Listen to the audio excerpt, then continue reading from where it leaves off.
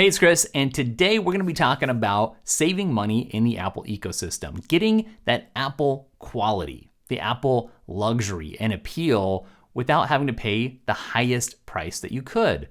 This is possible. We're going to go through several ways to help you be in the Apple ecosystem in a budget-friendly way. Apple is a company known for its premium products. A big part of the appeal is that these aren't just cheap, ho-hum, average products. But here's the thing, if you're smart about how you purchase your Apple products and how you use those Apple products, you can actually save hundreds and hundreds or even thousands of dollars. Quick announcement before we get any further, my next course is now available to pre-order. It's on freeform, creative, and advanced uses to help you get the most out of this amazing app. It's the perfect complement to the productivity course, which of course you can order right now as well. While it's in pre-order mode, you can save 50%, that's $62.50. Check it out, linked up down below. So tip number one is to be smart about your internal storage when you purchase a new device. Let's look at MacBooks in particular.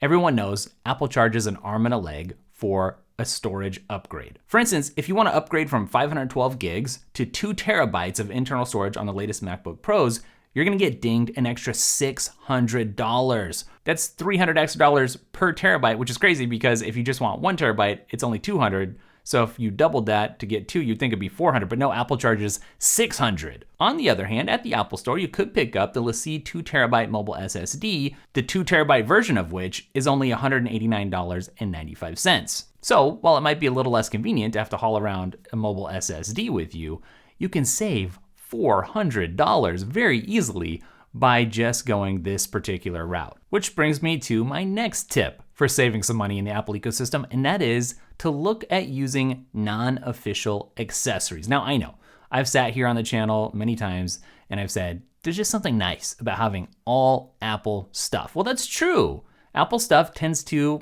have some advantages. It looks good and it works well together because Apple knows how to design stuff for their own products, but you really pay for it. And if you want to save some money, you got to look elsewhere. Give you a great example. The Magic Keyboard for the iPad Pro, the 11-inch, is $299. I love the Magic Keyboard. It's one of my favorite Apple accessories, actually. But you can look at something like the Logitech Combo Touch, which rings in at $199. Very similar functionality. No, it's not by Apple. Yes, it looks a little different, but you can save $100 right there. Now, I know what I'm talking about here. I've used both of these, and in fact, I did a great side-by-side comparison of these two keyboards. And you know what? You can get everything done on the Logitech for $100 less that you can on the Magic Keyboard. In fact, it does some things extra that the Apple version doesn't. So you don't have to pay a premium just to go with Apple. The next thing I wanna hit is looking over your subscriptions. I have so many ghost subscriptions, I'm gonna call them ghost subscriptions that I forgot about over the years. Things that I signed up for $2.99 here, $9.99 a month there, and let's be honest, that's what the subscriptions are designed to do, right? Get you hooked and then have you forget about it, and whoops, it bills again. And you're like, oh crap. So on your iPhone, go into your settings, tap on your name, and then tap on subscriptions. Apple actually does a really good job of managing your subscriptions, making it easy to cancel things, and just scroll through there and see what you've got, what you've signed up for. And I'm not just talking about Apple One. Of course, that's the big subscription. A lot of people want to max out and get everything Apple has to offer, from iCloud storage to Apple TV content, Apple Music, Apple Arcade, Apple Fitness, Apple News. I can already tell you, whoever you are and whatever you do, there's no way that you can maximize each of those services and use every little bit of those to the full extent. I mean, you only have so many hours in every day. If you cut out all the entertainment and you just go straight to the storage, you can save a lot of money. One easy way to save some money is to just try to do more with what you have. I know we all get this shiny object syndrome, and Apple's really good at making us want the latest, greatest thing, when in reality, often the upgrades that you get year to year are very incremental. And the marketing says, this is gonna change your life. But in reality, very little has changed versus last year's model. So for anybody that just needs to hear it, it's totally okay to have an older device.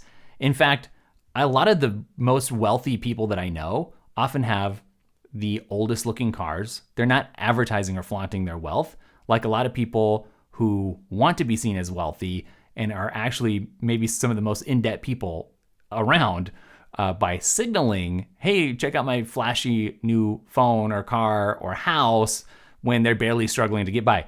It can be a sign of wisdom and even, yes, wealth for some people to have something that isn't flashy and brand new, but to have something that is older, that works. You're valuing it for what it does rather than how it makes you look. So do more with what you have. One of the best ways to do that is to get signed up for my productivity course called Learning to Be Productive. It'll help you get more done with the devices that you have, it doesn't matter your device, in less time in the Apple ecosystem with less burnout. And I'm gonna save you some money there as well.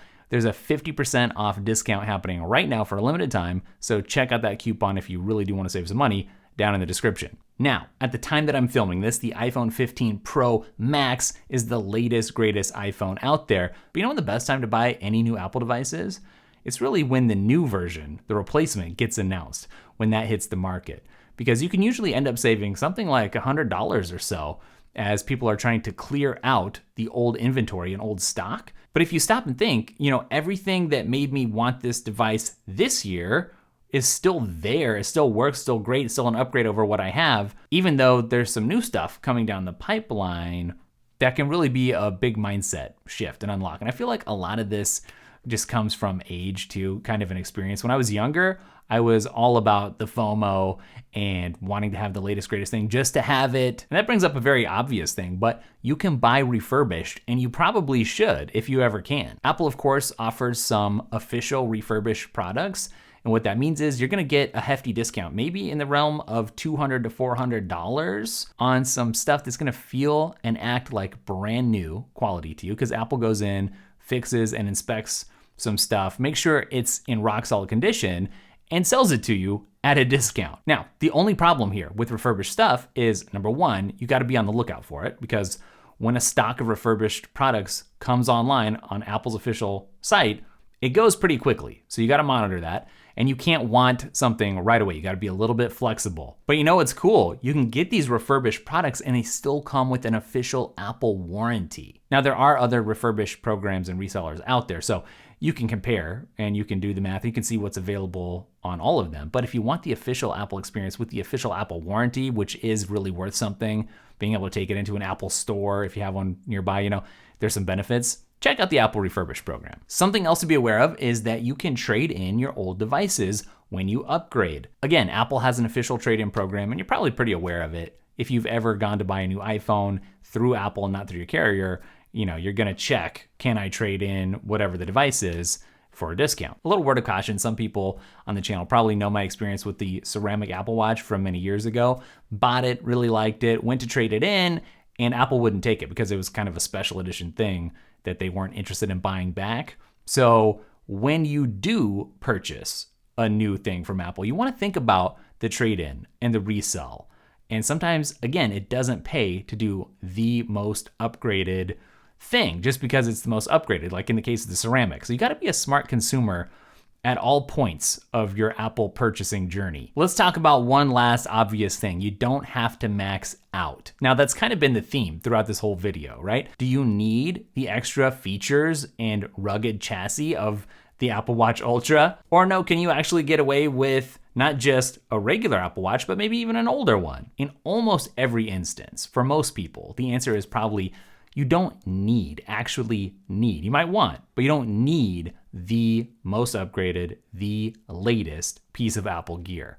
But it's just a matter of getting over the FOMO. There are some caveats, of course. If you're a professional, then you know it and you need the most power, then fine, that's one thing. But if you're just doing some basic stuff and you want to be in the Apple ecosystem and you also want to save some money, it's more than cool to look at something that's not gonna break the bank. And the reason I'm saying such an obvious thing is that I know there are people out there who just need to hear it from somebody.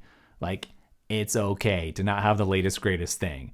It's not gonna make you a less worthwhile person, okay? Reminder, don't forget to pre-order my new course, Freeform Unleash. You can save 50%. I'm so excited for this one. My freeform content has over 1 million views on YouTube, and this takes things to the next level. I'll link it up down below, and I'll catch you in the next video. Later.